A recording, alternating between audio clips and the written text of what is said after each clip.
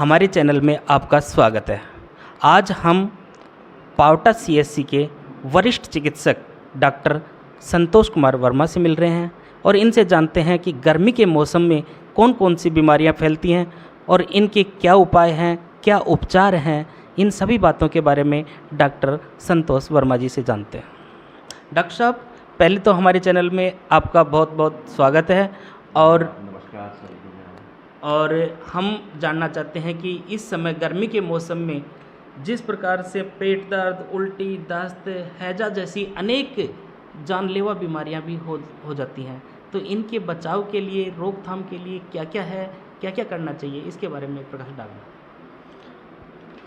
हमारे देश में जैसे कि हम देखते हैं कि हर मौसम में अलग बीमारियां आती हैं। जैसे सर्दियों में कुछ अलग बीमारियां होती हैं, बारिश के दिनों में कुछ अलग होती हैं। ऐसे ही गर्मियों का जब मौसम आता है तो इसमें कुछ अलग बीमारियां पैदा हो जाती हैं। अभी जो गर्मियों का मौसम चल रहा है उसमें जैसे अभी जो खाने पीने से जो कुछ उल्टी दस्त वगैरह है, पेट दर्द के मरीज़ हमारे हॉस्पिटल में और हम चारों तरफ देखते हैं कि बहुत ज़्यादा बढ़ जाते हैं। इसके पीछे कुछ कारण होता है।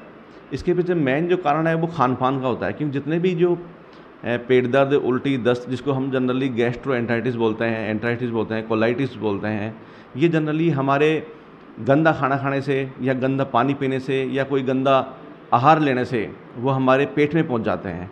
वो जो वायरस और बैक्टीरिया जो पहुंचते हैं वो जाकर के अंदर इन्फेक्शन कर देते हैं और इन्फेक्शन करने से ही हमारी जो बॉडी है उस गंदगी को बाहर निकालने के लिए दस्त करती है। दस्त से क्या है, वो गंदगी बाहर निकल जाती है। अगर बहुत ज़्यादा होता है तो उल्टी भी साथ में स्टार्ट हो जाती है। और ये क्या है कि जो पेट में जो आते हैं, जिसको हम बोलते हैं कि वो एक तरह से मूवमेंट कर रही हैं, तो उनके जैसे ही मूवमेंट बढ़ते हैं तो पेट दर्द स्टार्ट हो जाता है, जिसको अपन बोलते हैं कि पेट में जो ऐंठन चालू हो जाना, मरोड़े आ जाना। वो एक तरह से उस इन्फेक्शन को बाहर निकालने की शरीर की प्रक्रिया है, जिसकी वजह से ऐंठन होती है। उससे क्या है, गंदगी बाहर निकलती है। तो वो गंदगी जितनी ज़्यादा बाहर निकल जाती है उससे जल्दी ठीक होना होता है। जनरली उल्टी दस्तों में अगर वो साधारण ही हैं, अगर ज़्यादा नहीं है तो ऐसे कोई ज़्यादा उपचार की जरूरत नहीं पड़ती। सिर्फ हमें पानी का ध्यान रखना होता है। इसका मुख्य जो बीमारी जो इससे होती है, जिसको मेन जो तकलीफ जो करता है वो पानी की कमी करता है। तो हमें जैसे ही दस्त जाते हैं या उल्टी करते हैं थोड़ा थोड़ा पानी हमें लेता रहना चाहिए। जैसे ही दस्त जाके आए एक गिलास पानी फिर लेना चाहिए। इसका जो मुख्य है, अगर पानी में ORS या नींबू की शिकंजी और ले लें तो वो और ज़्यादा अच्छा होगा। नींबू अकेली नहीं लें, उसमें नमक और चीनी मिलाएं साथ में। ऐसे ORS का जो घोल बनाएं, ORS घोल बनाने का एक प्रॉपर तरीका होता है कि जैसे आपने 1 लीटर पानी लिया, पानी उबला हुआ होना चाहिए या RO का पानी होना चाहिए। उसमें आपने 1 लीटर पानी में 1 पाव उसको पूरा मिलाना है और अच्छी तरह से घोल करके उस पानी को अच्छे से ढक के रखना है। और जब भी आपकी इच्छा हो पानी पीने की, आप उसमें थोड़ा थोड़ा पानी करके पीते रहें। तो उससे जो शरीर में पानी की कमी हो रही है वो पानी की पूर्ति होती रहेगी। तो डॉक्टर साहब, ये पेट दर्द, उल्टी, दस्त जैसी बीमारियां हैं, तो क्या इनसे जानलेवा भी हो सकती है बीमारियां? अगर ये बीमारी गंभीर हो जाती है या कुछ जैसे बच्चे होते हैं या बुज़ुर्ग होते हैं जिनमें पानी प्रॉपर नहीं ले रहे हैं या जब प्रॉपर जो उनका हाइड्रेशन नहीं हो पा रहा है, तो ये गंभीर बीमारी हो सकती है, जिसको हम बोलते हैं डिहाइड्रेशन। अगर ऐसी पोजीशन होती है कि बच्चा या बुज़ुर्ग अगर मुंह से पानी नहीं ले पा रहा है तो हम उसे IV लाइन पे लेना पड़ता है। फ्लूइड IV लगाना होता है। एक दिन में कम से कम 2 से 3 लीटर फ्लूइड हमें देना होता है। साथ में अगर उसके मान लो ब्लड भी आ रहा है या फीवर है या डिसेंट्री टाइप में है तो फिर एंटीबायोटिक भी हमें ऐड करने होते हैं। तो इन बीमारियों से बचने के लिए मुख्य क्या करना चाहिए? इसका जो मेन बचाव है, जैसे ही हमने बताया था कि पहले ये बीमारी हमारे खाने से, पानी पीने से, गंदी चीज़ें लेने से ऐसे हो सकते हैं। तो इसका बचाव है साफ़ सफाई। जैसे कि मान लो जहाँ भी आप भोजन कर रहे हो तो उसमें ताज़ा भोजन होना चाहिए। जैसे मान लो कल का या परसों का बचा हुआ जो खाना कई बार अपने घर में महिलाएं या कुछ लोग ले लेते हैं, तो वो इस तरह से जो गंदा खाना हो या ठंडा खाना हो वो नहीं लेना चाहिए। और जैसे आप कहीं बाज़ार में या बाहर का खाना खा रहे हैं तो प्रॉपर वो हाइजीनिक होना चाहिए। उसमें कोई गंदगी वगैरह इस तरह का अगर इन्फेक्शन, उसमें बैक्टीरिया, वायरस होगा तो वो हमारी शरीर में जाकर के इन्फेक्शन फैलाएगा और उल्टी दस्त पैदा करेगा।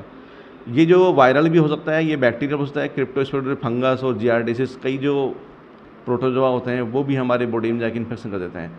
जैसे हम बाहर कहीं खाना खा रहे हैं और वहाँ जो खाने के ऊपर जो गंदगी फिर मक्खी बैठ जाती है जो, और बैठ करके वो हमारे खाने में बचती है, तो वो इन्फेक्शन जो गंदगी थी वो हमारे भोजन के साथ पेट में चली जाती है।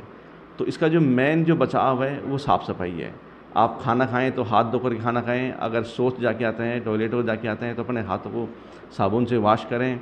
जहाँ भी खाना खा रहे हैं उसको पहले सफाई के लिए ध्यान रखें। जिस बर्तन में खाना खा रहे हैं वो भी साफ़ होना चाहिए, जो खाना खा रहे हैं वो भी साफ़, और इसमें साफ़ सफाई का ही मैं ध्यान रखना है। क्या सरकार द्वारा इन बीमारियों को गंभीरता से लेते हुए कोई ठोस कदम उठाए गए हैं? हाँ, अभी जैसे हमारी सरकार ने इस उल्टी दस्त को देखते हुए पिछले जैसे ही गर्मी का सीजन स्टार्ट हुआ था, अप्रैल से ही हमने जो एक अलग से सरकारी हॉस्पिटल में ORS और जिंक का कॉर्नर बना रखा था।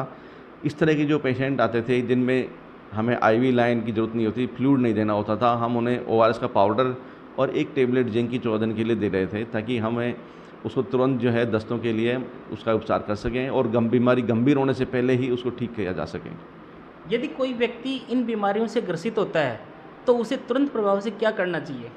सबसे पहले तो अपने उसको ORS या जो पानी है, नींबू, चीनी और नमक मिलाकर जो शिकंजी है, पानी का विशेष ध्यान रखना चाहिए, उसको पानी प्रॉपर लेता रहना चाहिए। अगर आप टॉयलेट जा रहे हैं बार बार तो आपको पानी की कमी हो जाएगी, इलेक्ट्रोलाइट्स की कमी हो जाएगी, तो उसकी पूर्ति के लिए प्रॉपर ORS का पानी या नींबू की शिकंजी, नमक और चीनी मिला करके ये प्रॉपर लें। अगर फिर भी आराम नहीं आ रहा है तो नज़दीकी सरकारी हॉस्पिटल में आप दिखाएं, आपको वहाँ प्रॉपर इलाज दिया जाएगा। थैंक यू डॉक्टर, धन्यवाद।